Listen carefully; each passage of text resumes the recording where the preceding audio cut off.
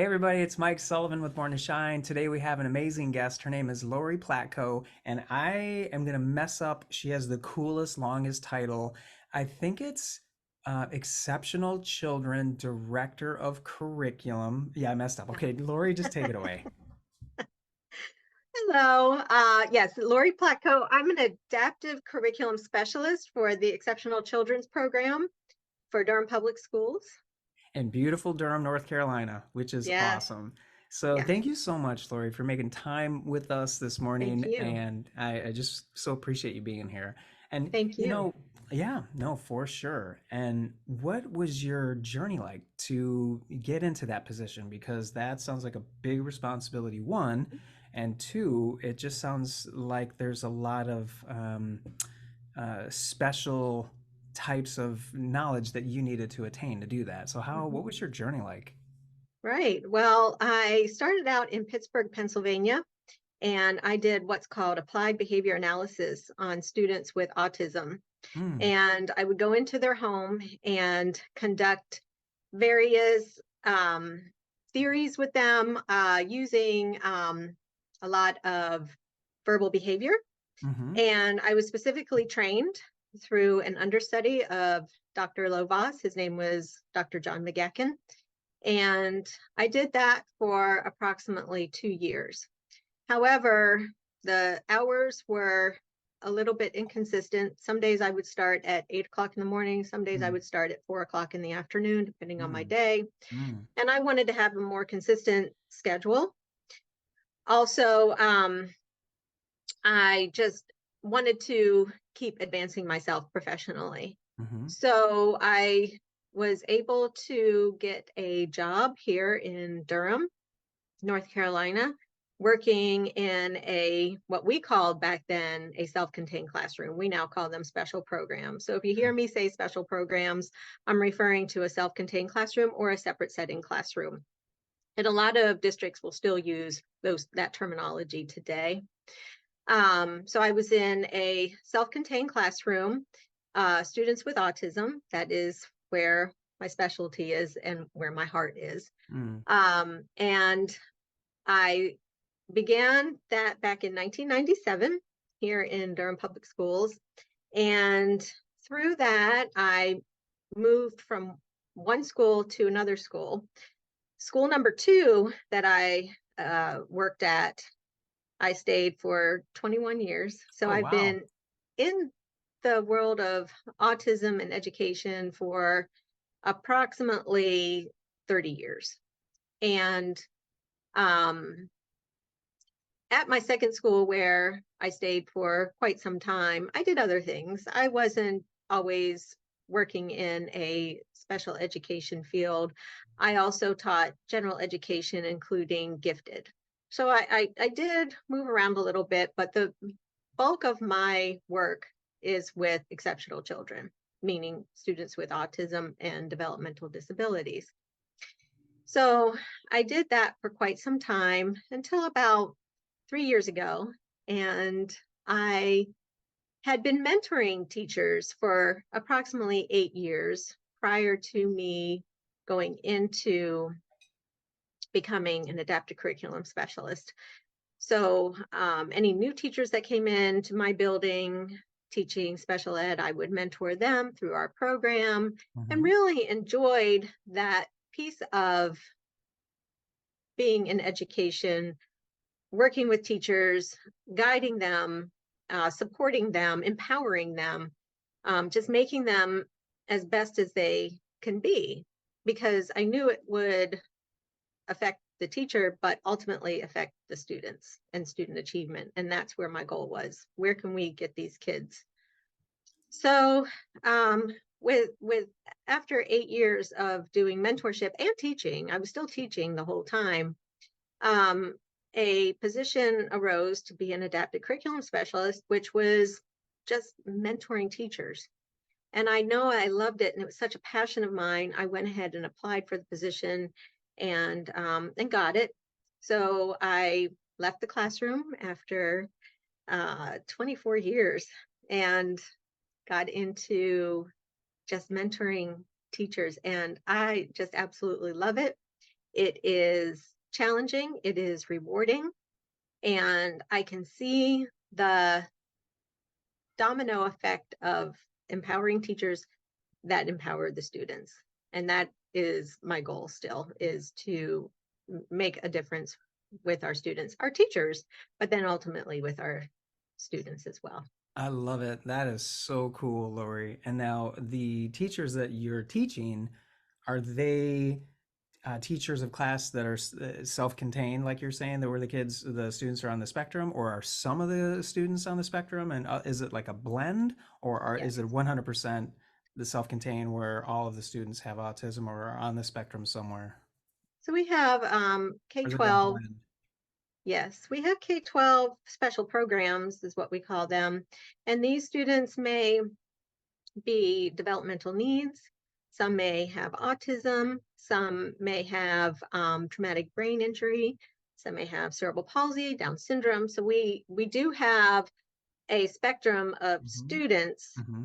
and depending on their need and the resources that are available for that need, they are placed strategically in classes.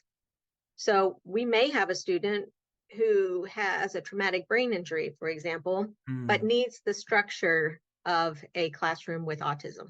Mm. So we would then place that student. Doesn't always work that way. Usually we try to keep the eligibility together. Right. Um, and we definitely keep the grade levels together. So we have most of our classrooms are K1, Mm-hmm. and then second and third, Mm-hmm. and then fourth and fifth, and then we'll have 6 through 8, and then 9 through 12. That's awesome. That makes sense because now they're all working as a team. It's kind of like a baseball team or a Yes, soccer team. They're all working together with the same goal, and then all right. the tools that you teach the teachers they can share with one student. But that really works, or hopefully will help with the whole group together. Yeah, So that's yes. cool. And our interventions are all research based. Mm, So it's not as if I'm Googling something and right. spitting it out.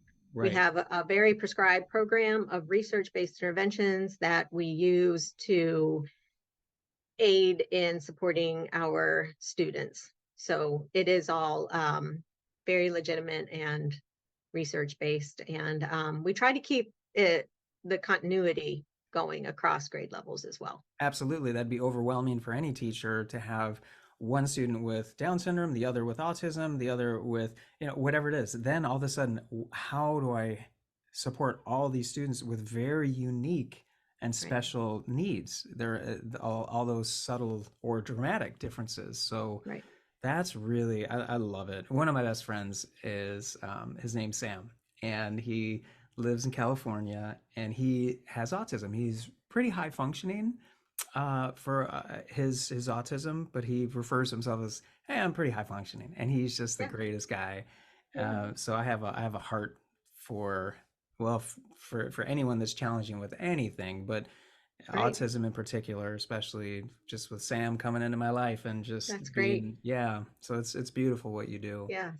And now, when you were K through 12, Lori, if you're comfortable opening up and sharing, um, it would be great to hear. For me, I struggled. So I'm just curious if you had any challenges K through 12. Mine was OCD and ADD, and that I was bullied, and that led to anxiety and horrible depression. And I just didn't have the tools as a second grader or third grader. And a lot of schools don't talk about it, or it's to just toughen up, and that doesn't help. So, Hmm. if you are open to share, was there anything that you struggled with when you were K 12? Sure. Well, I have some challenges, but I also have some celebrations that inspired me to do what I do today. Right. Um, Really, my biggest celebration is my father. Mm, He was very much involved with our Special Olympics, and he would attend events. He would speak at Special Olympics. It was very near and dear to his heart, mm-hmm. and he would talk with me about it. And I couldn't go with him to any of the events because I was in school at the time. I was growing up, so I had to go to school, but he would tell me about it. Also, my mother's brother, he had probably some type of developmental disability. Mm. Um, I never met him, unfortunately. He passed away as a very young child. Your uncle, So I'm sorry. your mother's brother, right? Yes, my Okay. uncle. Yes. So I think because my family was so involved with Special Olympics and individuals with special needs, that was one of a celebration almost to inspire me to continue that legacy. Um, a challenge that I dealt with and I've overcome, and I could still find it to be a challenge, but I don't, just because I know how to deal with it, is I have a learning disability. Mm. My immediate recall is very low, so I have to write a lot of things down. I have to, if someone were, for example, to give me a phone number, I would say, hold on one moment while I write this down. It's very Mm-hmm. hard for me to remember a lot of things. It was very hard for me to take multiple choice tests. And I can write very well, but for me to remember details is a real challenge unless I write them down. But I've learned how to overcome that. I did have some tutoring in undergraduate, and I don't feel as if I need the tutoring because I have such good skills on how to handle that learning disability. So I think because of that, I can relate with other people, just people in general, whether it is an adult or a child that is also struggling with some type of disability.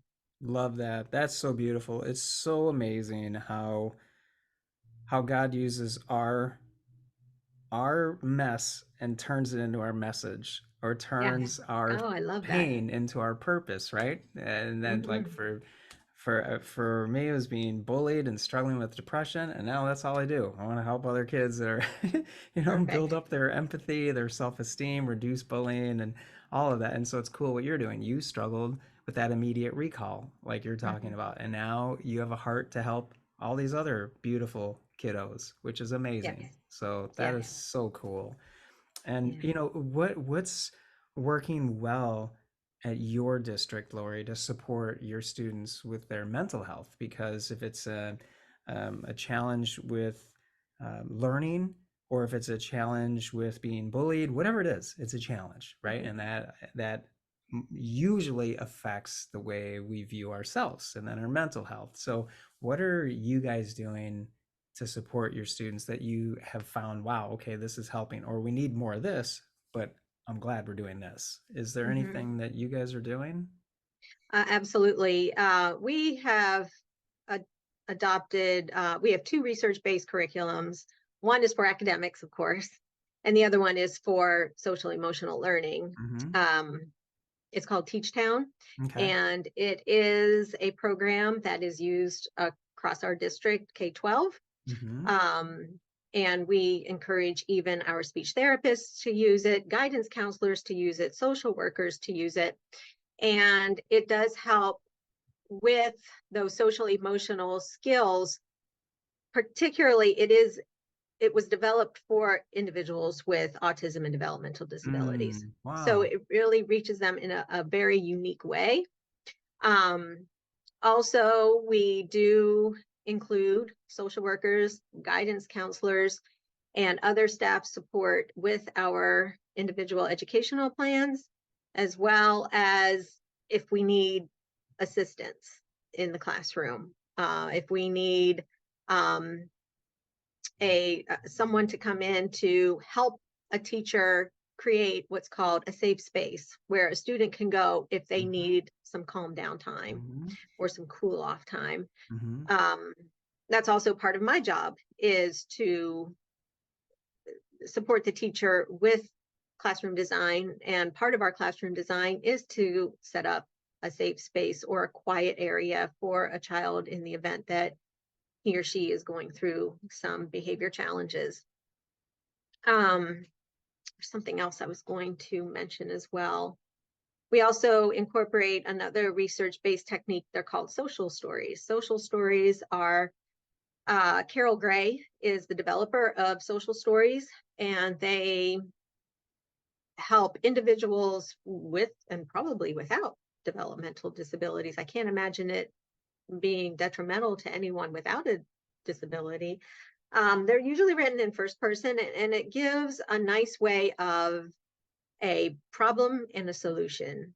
If this, then you do this. And it's a very straightforward, direct type of instruction. And there is a prescribed way of conducting a social story, writing a social story, and following through with introducing a social story to a student. And we find those to be very effective. You also asked if there's something that we could do better. Absolutely. We can always make improvements. What I would like to see is more individualized trauma units that have specialization to support students with autism and developmental disabilities, because the approach for those students is going to look different than your typical children. So that's what I would like, is more training and more support from those individuals who can help support students with autism. Absolutely love that. Those are three amazing points, Lori, and I think they're well worth reiterating for anyone that's listening, possibly a director of curriculum or an assistant sup or a superintendent or a mom or Yeah. dad or student or teacher. So there were three, and please help me if I'm wrong. The first one was, what was something, teach something? Teach down. Teach Yeah. Town. And is it Yes. teachtown.com? If there's a soup that's like, that sounds cool, I want to explore it. Yes. What is it? Teachtown. Okay, sweet. I'll float it in there. Yes. Teachtown.com. And then the second one, it sounded amazing. Story, Social Stories by social Carol Gray. stories. Mm-hmm. Okay. And then I'll find that, probably, I'm guessing, socialstories.com. I'll Yes. find out. Somewhere, or Carol, I think it's carolgray.org or something like that. Carolgray.org. Great. I will Mm-hmm. float it down here. And then the last one was coming up with more support and training for PTSD. And that Yes. is so important because so many kids and young adults and adults struggle with PTSD, myself Yes. included. It's there. We don't have to go to war to get PTSD. It's so that would be fantastic to Yeah, implement that even in schools. COVID. I think COVID, Yes. that caused some PTSD, or uh, some type of trauma to Yes. individuals, if depending Absolutely. on their circumstance during that time. Totally, Yeah. 100%. Yeah. Love it. That's so Yeah. cool. And then, if there's anything on your heart, Lori, anything that you're thinking, well, I wish this dude Michael would have asked me that. Why didn't he ask me that? So now this is your chance to share any parting wisdom or just something that's on your heart that you'd like to share with admin or teachers or students, whatever it is. Would love to hear that. Whatever you'd like to share.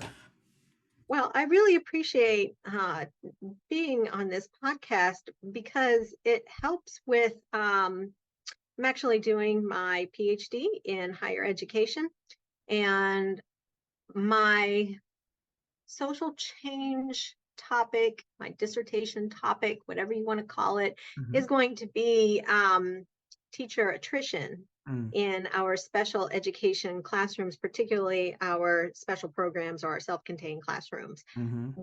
What supports can we, as a district and as universities, what can we do to provide support pre-service and in-service for those teachers either coming into the classroom or those beginning teachers who are already in the classroom? Because that's my job. My job is to support those beginning teachers, or what we Mm-hmm. call BTs, Mm, in their 0 through 3 years, their first mm, 3 years of teaching. mm. And what can we do, though, to even make that support more specific? So I want to gain more knowledge from teachers and support staff, your instructional assistants, those sort of people, to maintain and uh, increase the retention rate, because right now we are in a real crisis. across the nation, I would Hmm. say, Hmm. with teachers leaving the classroom, leaving special education, leaving education altogether. Right. So we really need to keep our great teachers in the classrooms. So that's what is always on my heart every day. That's what I'm thinking whenever I am mentoring teachers and problem solving with teachers. Um, and and this shows too that even though I have a learning disability, I have come this far. I'm now going to get my doctorate. So I hope that empowers others, and I hope that we can. Well, I don't think we'll ever um, resolve the attrition issue Mm. in our educational system, but I hope we can slow it down a little bit. Yeah, I love that. Soon to be Dr. Platko. Thank you so much, Lori, for sharing Thank your you. time and your inspirational message, and I could just feel it. I feel your heart and your love for your students and love for your teachers as well and Oh your yeah. staff, and that just shines through Thank as you. bright as the sun. So thank you Thank for you. carving some time for us today. Thank you very much. I appreciate it.